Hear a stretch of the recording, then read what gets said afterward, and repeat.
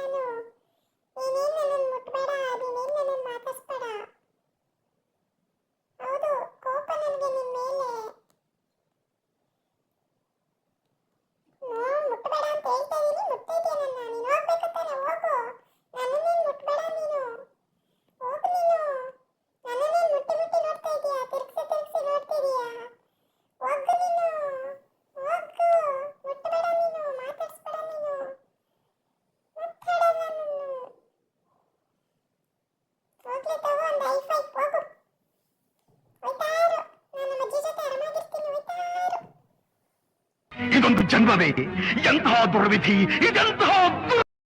ಇನ್ನು ನಮ್ಮಮ್ಮ ಇದ್ದರೆ ಅವನಿಗೆ ಇನ್ನೇನು ಬೇಕಾಗಿಲ್ಲ. ಸೊ ಅಮ್ಮ ಜೊತೆ ಆರಾಮಾಗಿದ್ಬಿಡ್ತಾನೆ.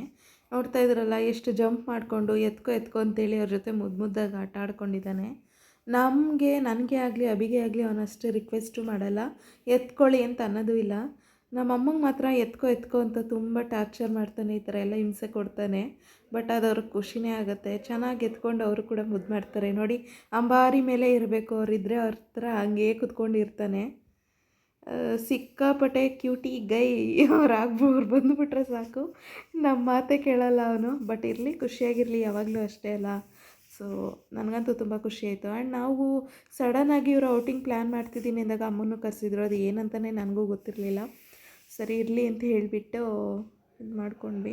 ಈಗ ಅಮ್ಮ ಬನ್ನಿ ಅಂತ ಕರೆದ್ವಿ. ಅಮ್ಮ ನಾನು ಬರಲ್ಲ ಅಂತ ಹೇಳಿದ್ರು. ಸರಿ ಅಂತ ಹೇಳಿಬಿಟ್ಟು ಅಮ್ಮನ ಬಿಟ್ಟು ಹೋಗ್ತಾಯಿದ್ದೀವಿ. ಹೋಗೋದಕ್ಕೂ ಮುಂಚೆ ದೇವ್ರಿಗೆ ಪೂಜೆ ಮಾಡೋಣ ಅಂತೇಳಿ ಪೂಜೆ ಮಾಡ್ತಾಯಿದ್ದೀನಿ. ನಿನ್ನೆ ಪೂಜೆನೇ ಹೂವು ಏನೂ ತೆಗ್ದಿರಲಿಲ್ಲ, ಎಲ್ಲ ಫ್ರೆಶ್ ಆಗಿತ್ತು. ಸರಿ ಅಂತೇಳ್ಬಿಟ್ಟು ಅದಕ್ಕೆ ದೀಪ ಹಚ್ಚಿ ಅಭಿಯವರು ನಮಸ್ಕಾರ ಮಾಡಿಕೊಂಡು ವಾಪಸ್ ಹೊರಟು ಬಂದ್ವಿ. ಫೈನಲಿ ಅವನಿಗೆ ಬಾಯ್ ಹೇಳ್ತಾ, ನಿಜವಾಗ್ಲೂ ಅವನಿಗೆ ಅನಿಸ್ತಿತ್ತೋ ಇಲ್ವೋ ನಮ್ಗೆ ಗೊತ್ತಿಲ್ಲ, ನನಗೇನೆ ಅವನನ್ನು ಬಿಟ್ಟು ಬರೋಕ್ಕೆ ಮನಸ್ಸಿರಲಿಲ್ಲ.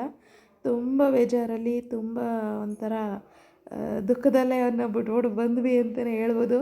ಅಭಿಯವರಂತೂ ಬಂದು ಇಷ್ಟೊತ್ತಿನವರೆಗೂ ಬಿಟ್ಬಿಟ್ಟು ಬಂದುಬಿಟ್ವಲ್ಲ ಅವನ್ನ ಬಿಟ್ಬಿಟ್ಟು ಬಂದುಬಿಟ್ವಲ್ಲ ಅಂತಲೇ ಇದ್ದರು. ಯಾವಾಗಲೂ ನಾವೆಲ್ಲೇ ಹೋದರೂ ಅವ್ನು ಕರ್ಕೊಂಡು ಹೋಗ್ತೀವಿ.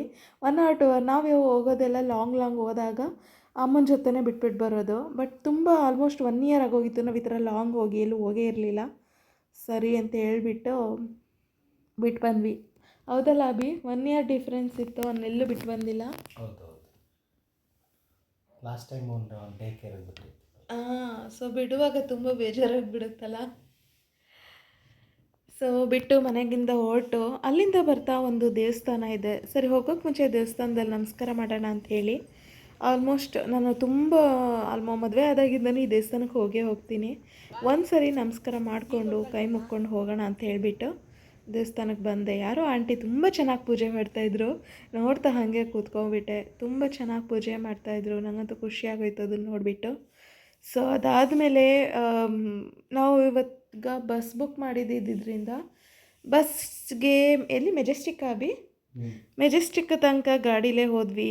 ಕ್ಯಾಬಲ್ಲಿ ಹೋದರೆ ಏನಾಗುತ್ತೆ, ಸ್ಪೀಡ್ ಮ್ಯಾಚ್ ಆಗಲ್ಲ, ಟೈಮಿಂಗ್ಸ್ ಲೇಟ್ ಆಗುತ್ತೆ ಅಂತ ಹೇಳ್ಬಿಟ್ಟು ಇಲ್ಲೊಂದು ಆಟೋದಲ್ಲಿ ಅದ್ಭುತವಾದ ಸಾಲಿತ್ತು. ಎಲ್ಲನೂ ನೋಡ್ತಾ ಖುಷಿ ಪಡ್ತಾಯಿದ್ದೆ ನಾನಂತೂ.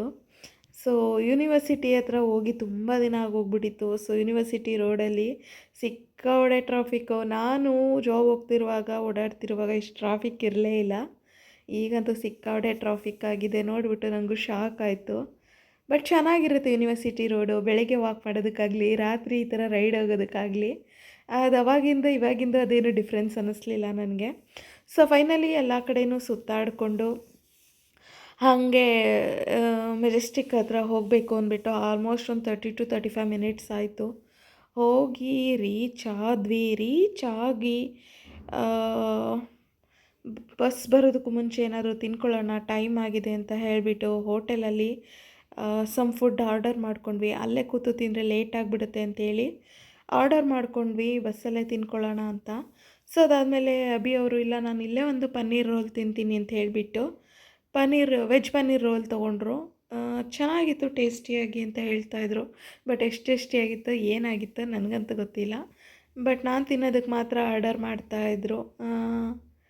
ತುಂಬ ಸ್ಪೈಸಿಯಾಗಿ ಮಾಡಿ, ನಾನು ಇಡ್ಲಿ ಸ್ಪೈಸಿ ಇಲ್ಲದೆ ತಿನ್ನಲ್ಲ ಅಂತ ಹೇಳ್ತಾಯಿದ್ರು. ಅವ್ರಿಗೆ ಅಷ್ಟೊಂದು ಸ್ಪೈಸಿನೂ ಬೇಡ ಮುಂತಿದ್ರು ಅವರು. ಹೌದು ಅಂತ ಹೇಳ್ತಾಯಿದ್ವಿ.